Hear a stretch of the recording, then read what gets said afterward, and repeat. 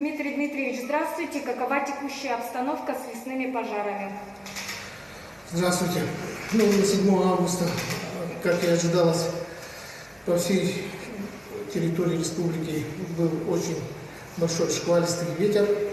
Глава республики Саха-Якутия Айсен Сергеевич Николаев сегодня работает в горном районе, село Бескюль, которое сегодня пострадало в силу большого огня, который вошел в населенный пункт, где пострадало порядка 20-30 строений, которые сегодня идет ревизия потерь.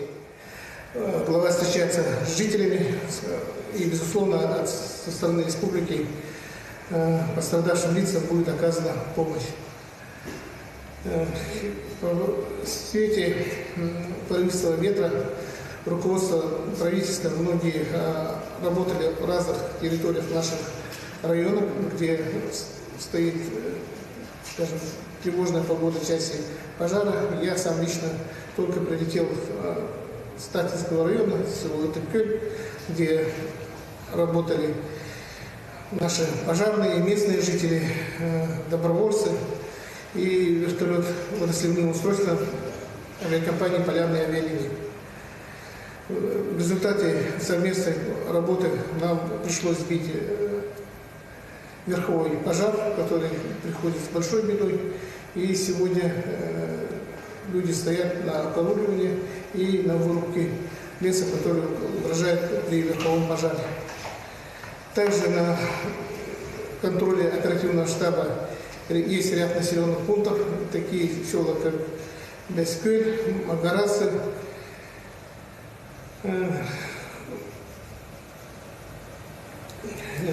Кюрелях горного района, также село Кальвица, Ситте, Сангар, Кебяи в Кебяйском районе. С повестки дня снимается ситуация с Латыкёлем в Тактинском районе. Также есть село Кылай в Салданском районе, Каракай, Хомустах, Дюлюкю, Далар в Верхневилюйском районе, Ударник и Сангар, Ударник в Тампонском районе. Ситуация есть сложная.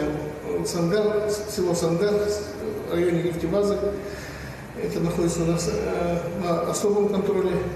Сегодня идет в это время работа оперативного штаба по привлечению завтра, несмотря на регламенты аэропортов, работу воздушных судов, которые будут работать в выходные дни.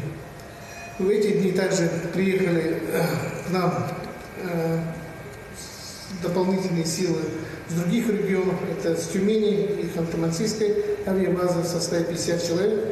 Они будут также работать на наших пожарах. Завтра также прибывает техника инженерного батальона, которая также будет немедленно выгружена и выдвинута на место постоянной дислокации батальона. Сегодня, повторюсь, ситуация остается сложной. Один из больших ошибок, конечно, при порывистом ветре, это ситуация, когда наши селяне завозят сено и располагают вблизи своих домов. Безусловно, я призываю, чтобы жители на это обратили особое внимание и накрыли сено каким-нибудь толстым материалом для того, чтобы избежать больших трагедий. Также призываю глав муниципальных образований не допускать таких картин, чтобы сено, которых мы скосили, оставить на более безопасном месте для того, чтобы избежать таких трагедий, которые сегодня произошли. Повторюсь, помощь со стороны правительства республики пострадавшим лицам Бескюля и иных населенных пунктов будет оказана по первой необходимости. Спасибо за внимание. Спасибо. Такова обстановка в лесах республики. Этим вечером мы следим за развитием событий.